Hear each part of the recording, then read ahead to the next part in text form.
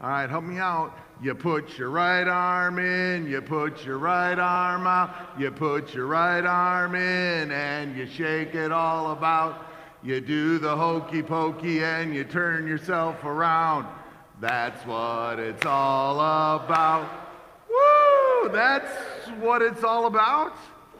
The hokey pokey? I mean, what an audacious claim that song makes, right? That's what it's all about. Well, I got to tell you, for at least 4 years of my life, the hokey pokey was what it was really all about. Because I was a wedding DJ in the polka belt of western Wisconsin. And somewhere in that first hour at a Legion Hall or a VFW Hall, somewhere in places like Bloomer, Wisconsin, you cannot be married until you've done the hokey pokey. So the hokey pokey was what it was all about. But what an audacious claim. That's what it's all about. So what is it all about? I mean, that's why you're here this morning. That's why you come here once a week to be reminded of what is it all about. I mean, what is the purpose of all this? What is the meaning of this life? What is it all about? And we need to show up here at least once a week to be reminded of what it's all about, because as Tom read in our scripture today, that without that reminder, we are so apt to get it wrong. Did you listen to what Jesus said today? He said, stop chasing after stuff that doesn't last. I got to make a confession. I got a stuff problem. Does anybody else out there have a stuff problem? Right. Yeah. We're starting a 12-step group called Stuffers Anonymous, right? I'm Jeff, and I have too much stuff. Jesus said, and here's the crazy thing about us. He says, we invest in stuff that doesn't last. It just doesn't last. You invest in stuff that breaks or gets worn out or gets stolen or gets lost. He says, all this stuff, you spend all this time and all this money to get stuff, and how much of it is just going to wear out? How much of it goes out of style? How much of it breaks, gets lost, gets stolen, ends up in the landfill? You want to do something sobering today? Yes, Pastor, I do. That's why I came to church today, is so that you could sober us up. Yes, but think about this for a minute. Go home today and at some point stand in the middle of your place and look around and ask yourself this question. When I'm gone and my kids or my family or my friends have got to clean up after me, how much of this stuff are they going to want to keep? My kids want the photo albums, and that's it. You don't want my baseball cards? No, Dad, we do not want your baseball cards. How much of this stuff that we have is going to last? It is easy to chase after stuff that doesn't matter, doesn't it? Because all day, every day, we are bombarded by messages that tell us that the stuff we chase is ultimately going to satisfy us. Did you remember that ad that was on the news or like in the television a few years back? It was the Mac guy and the PC guy, right? Whether or not to buy a Mac computer or a PC computer. And the Mac guy was like really cool looking and skinny jeans, and he had really awesome hair, right? You know, and you're like, and the PC guy looked like me, right? You know? And you're like, dude, I'm totally gonna buy a Mac so I can be cool. And I did. And how's it working? That Macintosh that I bought that promised me this coolness is in the landfill. And I've replaced it 2, maybe 3 times already, and I am not any cooler. We chase stuff that promises things it simply cannot deliver. Buy this shirt and you will be cool. Buy this shampoo and you will feel beautiful. Buy this car and you will feel important. Get this device or this gadget and you will finally feel connected to the people you love the most. Whose cell phone has actually helped them love their children more? We chase stuff that doesn't last, that doesn't matter. That's why Jesus becomes such an important guide for us on our journey, because Jesus is always reminding us of what it is all about. This morning in our reading, he tells us there is something worth investing in, worth pursuing, worth chasing after, something that really lasts. And I love it. Listen to what Jesus says this morning, right? He says, do not fear, little flock. I love that. He's like, that's what he calls us today. Oh, don't be so afraid, little ones. For God delights to give you the kingdom.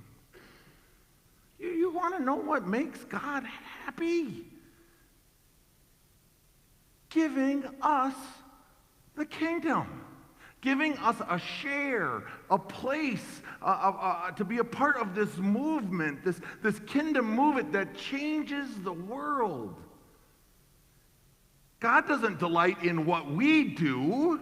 God's delight in what God has already given us.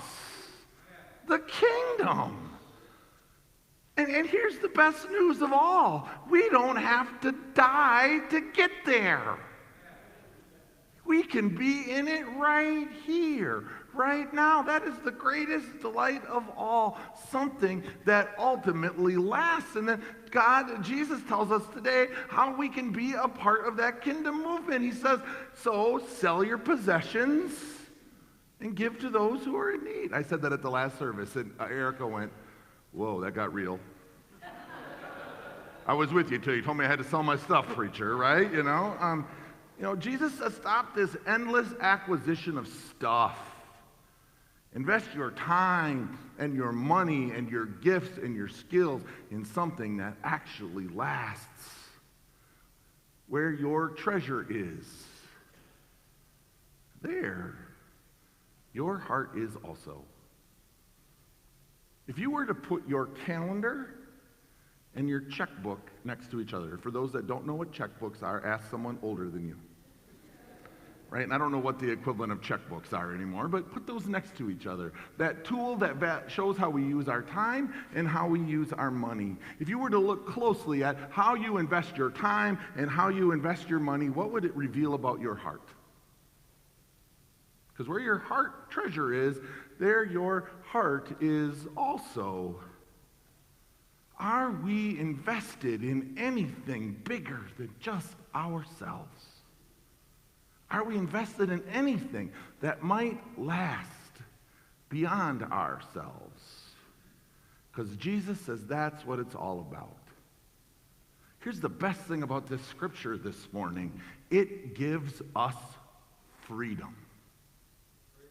Jesus' followers are invited to be the freest people on the planet. We are free from having to chase after a bunch of stuff that doesn't matter. We're free. The culture around us says, have all of this stuff because that is the stuff that defines you. And Jesus says, you're free from it. And you are free to give your time to kids that need violin lessons. I'm going to break it to you and break it to Allison. Allison, you're not going to get rich doing this, but you're going to have treasure that's going to last forever.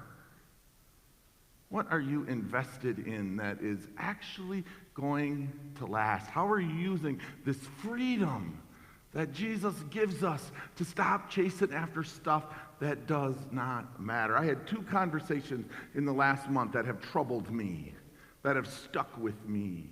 that reminded me of what my job really is.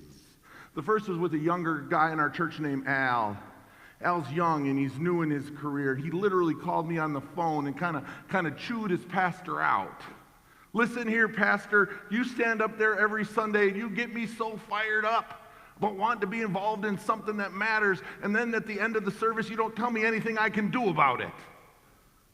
I want to he's like literally said, put me in, coach. I want to play. He says, right now, and this humbles a pastor, and I asked him if I could tell this. He says, right now, I'm just a check writer. And I don't mind being a check writer, but I want to be a world changer. Because that's what you said is really important. About a week later, I ran into my friend Joe. Joe wasn't at the beginning of his career. Joe was at the end of his career. Joe's sparkle was a little dim that morning. I said, Joe, what's up? He said, this retirement thing isn't all that it was cut out for. It stinks.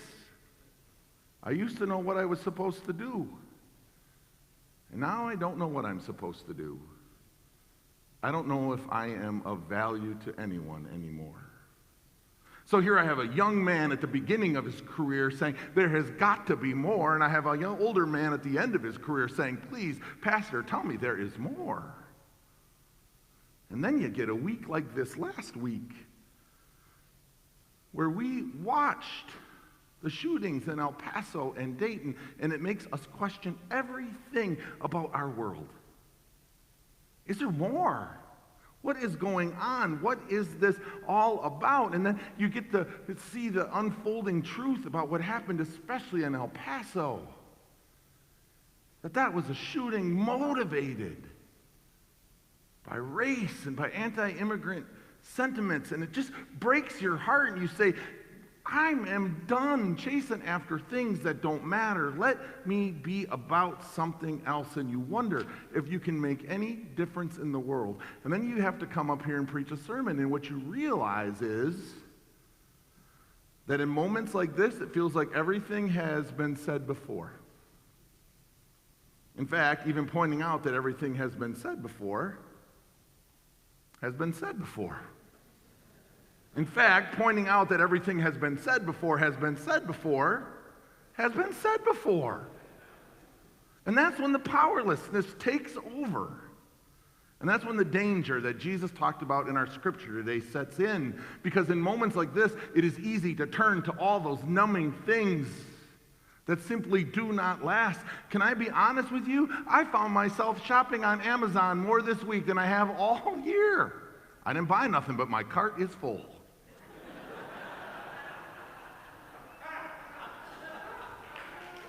Right? Because I needed to do something about how I was feeling, and I didn't know what to do, so I turned to all of those things. We can turn to shopping, or gaming, or Netflix streaming, or Facebook trolling, or conspiracy theory spinning, or compulsive overeating, or overworking. We can turn to all of these things that will satisfy us in the minute, but will not last. It will not make a lasting difference. So I'm telling you today, if you're feeling that same side of hurt and anger and frustration and despair this week after shootings like that, I'm asking you today to sit in that feeling and don't numb it. And let that feeling lead you to something of significance. We aren't going to sit this one out.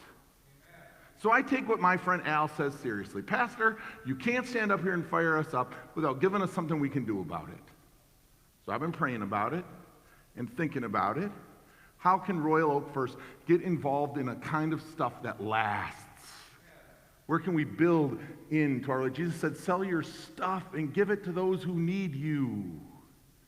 Where can we sell our pursuits of things that don't matter and invest in somewhere that can?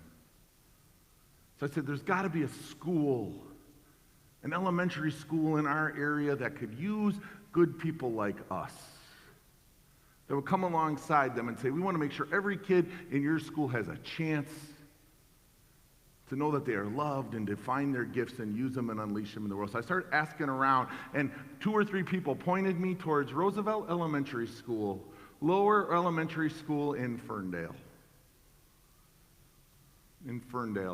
A K through 2 elementary school And they told me about Principal Diana Keefe. This school services kids in communities like Pleasant Ridge, Ferndale, Oak Park, and Royal Oak Township. Can you imagine the racial and economic diversity in a school like that? 60% of those kids receive free or reduced lunches, and that school is literally less than 2 miles from where we are gathering right here this morning. And so, you all recommended I call Principal Keefe, and so I made a cold call. Let me just tell you, when pastors make cold calls, one of two things happens. Hi, this is Pastor Jeff. You've never met me before, and I'm with the church in Royal Oak. Usually, one of two things happens. And usually, it's the one thing. And I was worried that as soon as I said that we're a bunch of Jesus followers who want to come and help you in any way that we can, that she'd be cynical or wigged out. But she said, oh my goodness, you are an answer to prayer.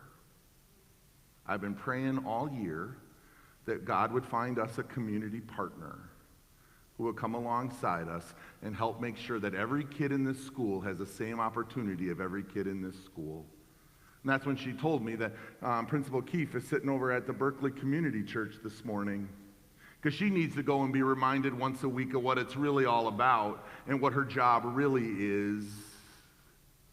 And so we are beginning a partnership where we can be in relationship with each other so that guys like my buddy Joe, a retired pharmacist, can go and be a tutor and teach second graders math. I said, Principal Keefe, what do I got to tell my people about being a tutor? She said that all they have to know is 10 things. 1, 2, 3, 4, 5, 6, 7, 8, 9, 10. If they can do that, they can teach a second grader math.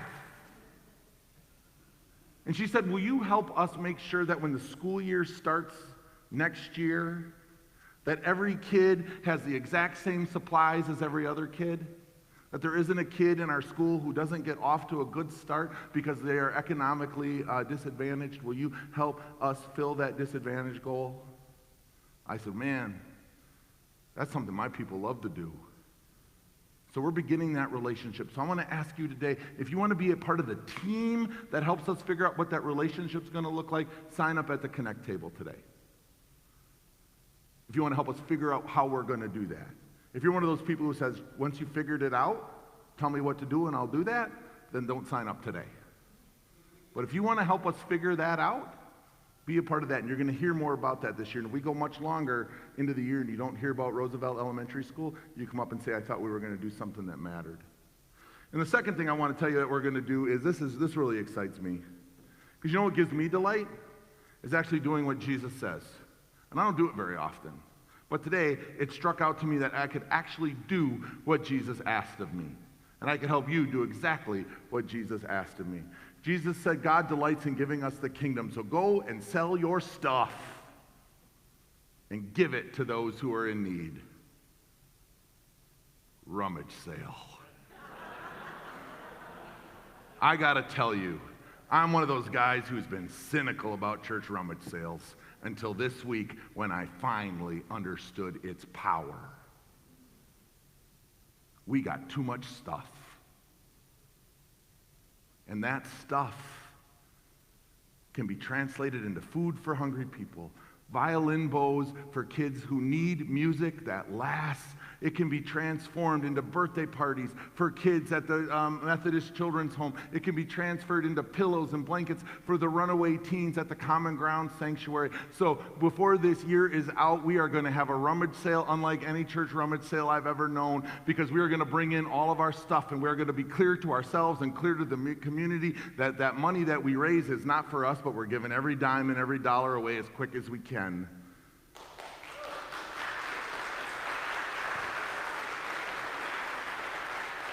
I walked in, I was all fired up. People around here, they get nervous. They say, ooh, Jeff's either drank a lot of coffee or he's just read the Bible.